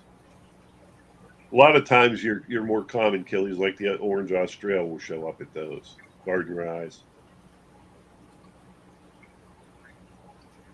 Clown killies. Eduardo, you better behave. He's cruising for a bruising. Isn't he? Britta Stiles, good morning. Yep. Yes, he is. Debbie Holding, good morning. The red laser. Wait, what is that? I don't know what they're talking about. Red laser's probably a rainbow fish. Oh. Some clubs will bring in rare killifish eggs for meetings and auctions. Mm-hmm. Jamara got her blue galars from Aquabid. I did too. Yeah, I did too. I did too. There are some good sellers on Aquabid, definitely. And I then was trying to get some Corys from Eric Bogright on Aquabid Oh, that's too. the best source for those. Mm-hmm. I swear I got that's where I got all of my Killis. Actually, it's off Aquavid. The same guy that I got the gardener eye from. Actually, I think I got them all from him, and he gave me the eggs of these Lagos. So, yeah, me and Audra are going back and forth trying to get the blue galaris to breed or to hatch the eggs, getting us to hatch some eggs. You got to feed them up real good. Blackworms, earthworms. Mine need bloodworms. I don't have any Bloodworms are bloodworms. okay, but you want to get some earthworms and blackworms in there. Just earthworms? Earthworms, yeah. What about red worms? Like red wigglers? Redworms, yeah, red wigglers, yeah. Really? Wow. That's what I feed my axolotls. Oh. Axolotls like those too. Do corridors eat killi eggs? Yeah, sure. Can they go with killies? They can be kept with killies, yeah, but they will eat the eggs. It's just like a hot plate waiting on you. Yeah, they eat their own eggs. I mean, but I had not had the experience of the killies eating their eggs, though. Yeah, you usually don't see it. Right. Especially if you're keeping like a trio of like gardener eye. Yeah. So the male is spawning with one female. The other female comes up behind and snacks on the eggs. Okay. I swear about earthworms. I breed my own, and it's not very difficult. My egg production at least doubled when I started using them. I've started a red wigglers. Killi's like, yes, now I own it with mosquito larvae. I have got plenty of those. An endless supply in Louisiana. Endless supply in Louisiana. There may be 1 month the year. One day out of 1 month. Yeah, right. One day. Yeah, exactly. I've seen mosquitoes here in January. It's like, what? Yeah. Yeah. I got a bucket or a tote that I got some wood in that I've been sinking. And since I have filled it up all the time, it's always got larvae in it, mosquito larvae. So that's where I go to get my mosquito larvae. But I also feed them to my pond fish too. So I'll get a scoop full of them and go to each pond with it too. I seen yesterday, I have out in one of my ponds, I have the golden mountain minnows. And the same ones you have. And I finally have babies. Oh, cool. Yep. I looked down there and I seen something move. I was like, I got babies. I got somebody with a wide berth when you look down in there. Definitely got a bunch of that. But I do that. Just started a bucket of red worms. Hopefully it works. I've got a tote that I've got them in. And when I get the little things for the red wigglers to feed to my axolotls, a lot of times there's some itty bitty ones in there that, I mean, my axolotl would be like, is this a joke? What is that? I'll get another one. Exactly. It turns up his nose at those little ones. So I put those in to start it with. So I don't know how long it's going to take to breed and do their thing exactly, but it's illegal to breed mosquito or harvest larvae in India due to the dengue fever and malaria problems. Dengue fever, yeah. Dengue. Do you think they would want people to harvest the mosquito larvae there then? Feed them to the fish, get rid of them. Right. Yeah. Like but if there you might be yeah, so many that would let them sit and breed and not do the not feed them to the fish in time. true. Yeah. This has been our best mosquito season ever here, mosquito free. Oh, mosquito free. Yeah, since I've got all these tubs going with fish to eat them. Mm-hmm. And very careful about any water sitting anywhere.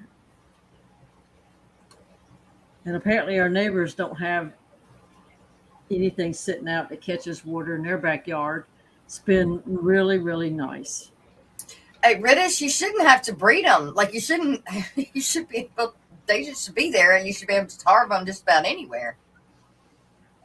I have never heard of the dengue fever though. Yeah. You guys, I have got some sponsors I need to thank. And we've got Miss Dee Dee that, you know, I'm gonna start playing this at the beginning of the stream.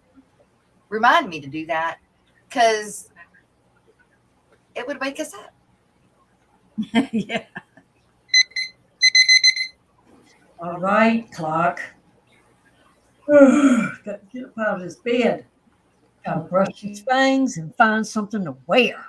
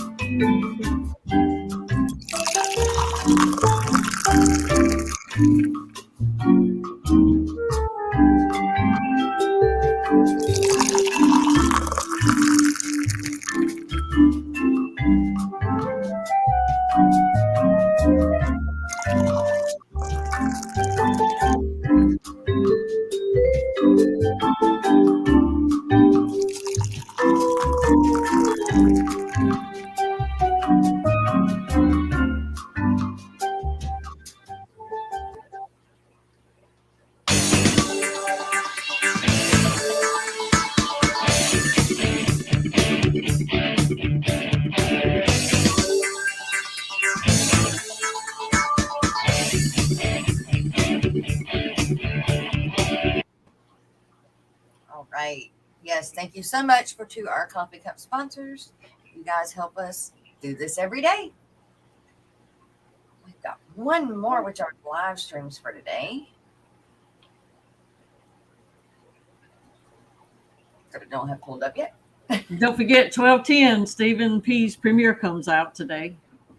That's right. All right. Here's the live stream lineup for today. Well, is that? And now for the Monday live streams in Eastern Standard Time.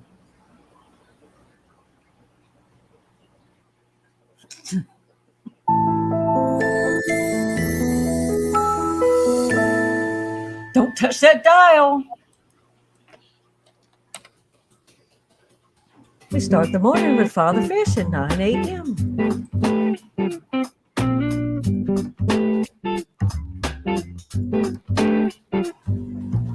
And at 10, it's the Aquatic Morning Show on Maine's Tails, Fur and Fins. That's Jess and the crew on Mondays, Tuesdays, Thursdays, and Fridays. And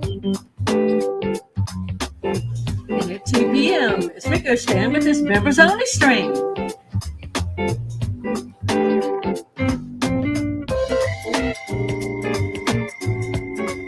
At 4, it's Corvus Austin.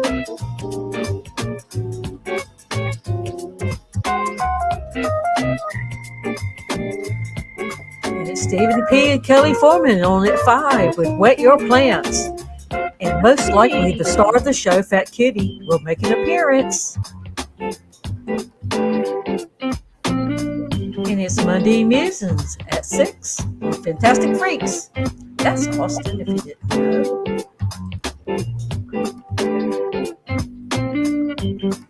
At 7, it's Monday Mayhem with Mr. and Mrs. Metalhead. It's Josh and Jess.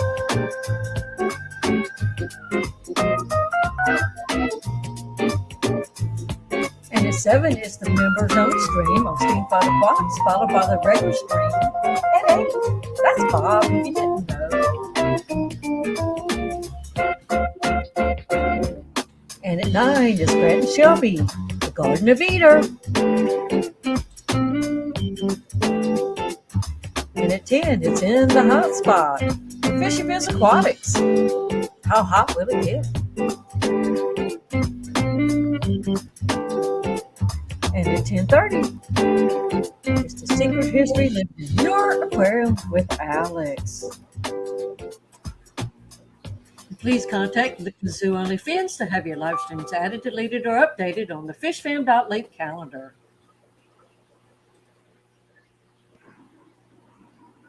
And Matt, the Kazoo, thanks for making this information easy to find at fishfam.link. And Lefty3213A, thanks for your live stream calendar on your site as well.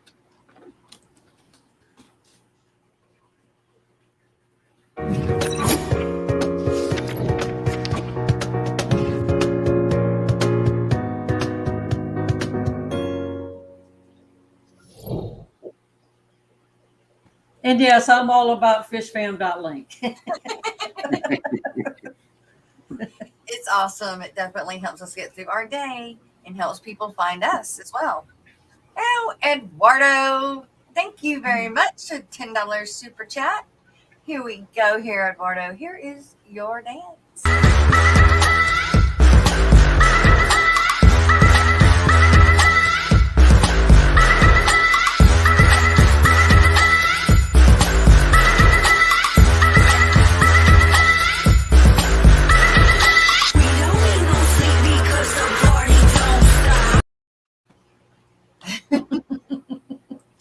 Thank you, thank you, thank you. And yes, if you are interested in becoming a coffee cup sponsor, just email me and I will get that information sent to you.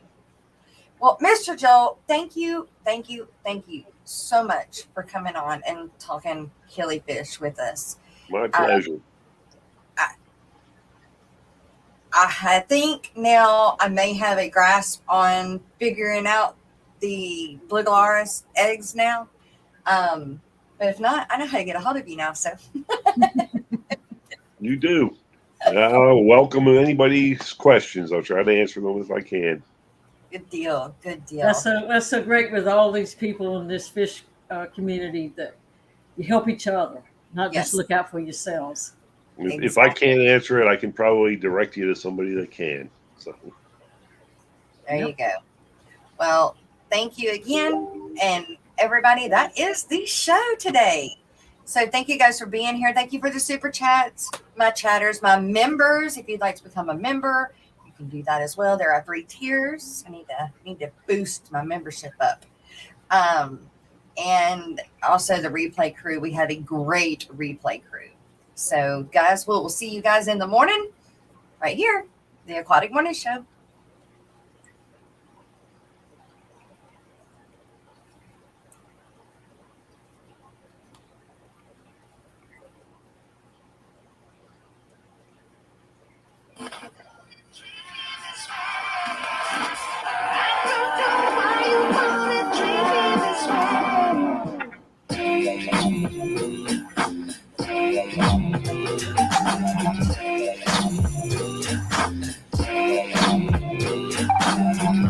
Mr. Blanco Cat with a funky wet. Mr. Blanco Cat, funky Blanco Cat.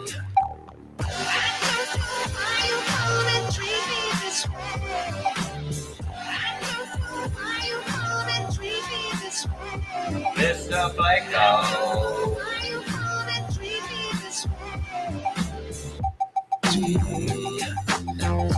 Driftwood Rider. Ultimate Hider. Algae Eater. Good tank cleaner, nocturnal feeder, gay breeder, Mr. Placo Cat, you funky Placo Cat. Mr. Placo, Mr. Placo, Mr. Placo, where the funk you at? Mr. Placo, funky Placo Cat. Tanks on, tanks on, tanks on, tanks on, tanks on, tanks on, tanks on, tanks on, eating high, eating high, eating high, eating high, Mr. Placo. Mr. Placo, Mr. Placo, Mr. Placo, Mr. Placo.